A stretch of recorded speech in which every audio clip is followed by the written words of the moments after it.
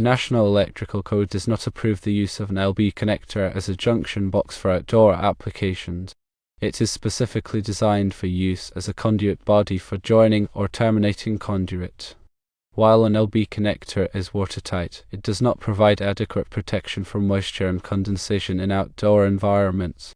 Over time, moisture can penetrate the LB and cause corrosion, leading to electrical failures. LB connectors are typically made of plastic or metal, which can deteriorate when exposed to prolonged ultraviolet radiation from the sun. This deterioration can weaken the material and compromise its integrity. For suitable alternatives, firstly, install a weatherproof junction box, either NEMA 3 or NEMA 4, with a gasketed cover. This will provide adequate protection from moisture, condensation, and ultraviolet radiation. Secondly, use a conduit body designed for outdoor use with a junction box cap that screws onto the conduit body. This configuration provides a watertight seal and allows for easy access to the connections.